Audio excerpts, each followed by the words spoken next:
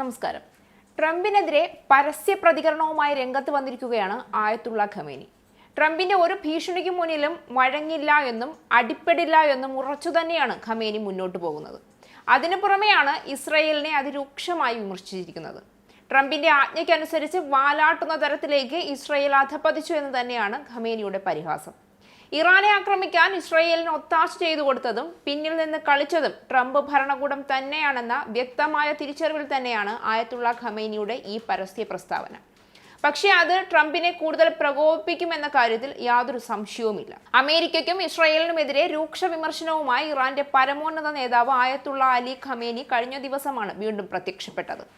അമേരിക്കയെയും അവരുടെ നായയായ ഇസ്രയേലിനെയും നേരിടാൻ ഇറാൻ തയ്യാറാണ് എന്നായിരുന്നു ഖമേനിയുടെ പ്രതികരണം. ഇറാൻ ആണവ ചർച്ചകൾക്ക് തയ്യാറാകണമെന്ന ആവശ്യത്തിനിടെയാണ് ഖമേനിയുടെ രൂക്ഷ പ്രതികരണം പുറത്തുവരുന്നത്. നമ്മുടെ രാഷ്ട്രം അമേരിക്കയുടെ ശക്തിയെയും അതിന്റെ നായയായ സയനിസ്റ്റ് ഭരണകൂടത്തെയും നേരിടാൻ തയ്യാറാണ് എന്ന വസ്തുത വളരെ പ്രശംസനീയമാണെന്നാണ് ഇറാനിയൻ സ്റ്റേറ്റ് ടിവിയോട് ഖമേനി പ്രതികരിച്ചതെന്നാണ് അന്താരാഷ്ട്ര മാധ്യമങ്ങൾ റിപ്പോർട്ട് ചെയ്യുന്നത്. ഖത്തറിലെ അൽ ഉദൈദ് വ്യോമത്താവളത്തിന് നേരെ കഴിഞ്ഞ മാസം നടന്ന ആക്രമണം ടെഹ്റാൻ വാഷിംഗ്ടണിനെതിരെ പ്രഹരമേൽപ്പിക്കുന്നതിന്റെ തുടക്കം മാത്രമാണ് എന്നും US-നും മറ്റുള്ളവർക്കും ഇതിലും വലിയ പ്രഹരമേൽക്കുമെന്നും ഖമേനി മുന്നറിയിപ്പും നൽകിയിട്ടുണ്ട്.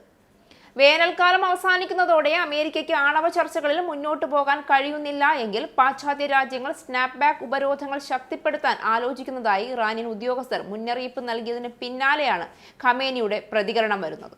അന്താരാഷ്ട്ര സമൂഹത്തിന്റെ സുരക്ഷാ താൽപര്യങ്ങൾ അഭിസംബോധന ചെയ്യുന്ന സുസ്ഥിരവും പരിശോധിക്കാവുന്നതുമായ ഒരു നയതന്ത്ര പരിഹാരം അത്യാവശ്യമാണെന്നാണ് വിഷയത്തിൽ ജർമ്മൻ വിദേശകാര്യ മന്ത്രാലയം നേരത്തെ പ്രതികരിച്ചിരുന്നത്.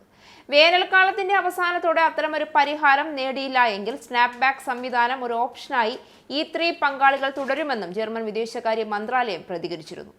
ഈ വിഷയത്തിൽ ഞങ്ങളുടെ E3 പങ്കാളികളുമായി അടുത്ത ഏകോപനം നടത്തുന്നത് തുടരുന്നു എന്നായിരുന്നു 2015 ആണവ കരാറിൽ ഒപ്പുവെച്ച യൂറോപ്യൻ രാജ്യങ്ങളായ ഫ്രാൻസ്, ജർമ്മനി, UK എന്നിവയെ പരാമർശിച്ചുകൊണ്ട് ജർമ്മൻ വിദേശകാര്യ മന്ത്രാലയം വ്യക്തമാക്കിയത്. സ്നാപ്ബാക്ക് ഉപരോധങ്ങൾ ഏർപ്പെടുത്തുന്നത് ഏകദേശം 190 രാജ്യങ്ങൾ ഒപ്പുവെച്ച ലോകത്തിലെ ഏറ്റവും വലിയ ആണവ കരാറായ ആണവായുധ വ്യാപന നിരോധന ഉടമ്പടിയിൽ നിന്ന് പിന്മാറാൻ ഇറാനെ പ്രേരിപ്പിച്ചേക്കാമെന്ന അപകട സാധ്യതയും വിദഗ്ധർ ഇതിനിടെ ചൂണ്ടിക്കാട്ടുന്നുണ്ട്. കൂടുതൽ സൈനിക നടപടികൾ ഒഴിവാക്കാൻ ഇറാനുമായി ചർച്ചകൾ തുടരാൻ പ്രതിജ്ഞാബദ്ധമാണെന്ന് പ്രസിഡന്റ് ഡൊണാൾഡ് ട്രംപ് നേരത്തെ പറഞ്ഞിരുന്നു. ഒരു കരാറിലെത്തേണ്ട സമയപരിധി അവസാനിക്കാറായിട്ടും സംസാരിക്കാൻ തിടുക്കമില്ല എന്നായിരുന്നു ട്രംപിന്റെ പ്രതികരണം.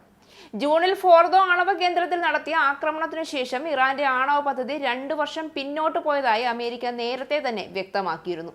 ഇസ്രായേൽ ആക്രമണങ്ങൾ ഇറാന്റെ മിസൈൽ ഡ്രോൺ പദ്ധതികളെ പിന്നോട്ടടിപ്പിച്ചെന്ന് പറയുമ്പോഴും അതിന്റെ സംഭരണികളെയും വിക്ഷേപണ ശേഷികളെയും എത്രമാത്രം തകർക്കാൻ കഴിഞ്ഞുവെന്ന് വ്യക്തമല്ല എന്നാണ് വിദഗ്ധർ ചൂണ്ടിക്കാണിക്കുന്നത്.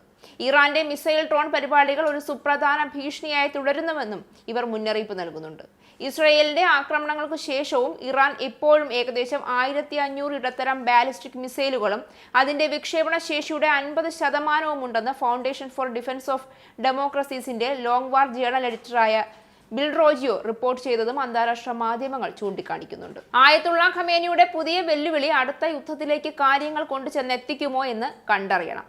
യുദ്ധക്കൊതിയൻ ട്രംപിന് എന്ത് കാര്യത്തിന് ആരോട് യുദ്ധവും പ്രശ്നങ്ങളും ഉണ്ടാക്കണമെന്നറിയാതെ ഇരിക്കുന്ന സാഹചര്യത്തിൽ പുതിയ കാരണം കിട്ടിയെന്ന പേരിൽ വീണ്ടും യുദ്ധം തുടങ്ങിയാൽ അതിന്റെ പരിണിത ഫലങ്ങൾ അനുഭവിക്കേണ്ടി വരുന്നത് ഇന്ത്യ ഉൾപ്പെടെയുള്ള ബാക്കി രാജ്യങ്ങൾ കൂടിയാണ് എന്നതാണ് വസ്തുത.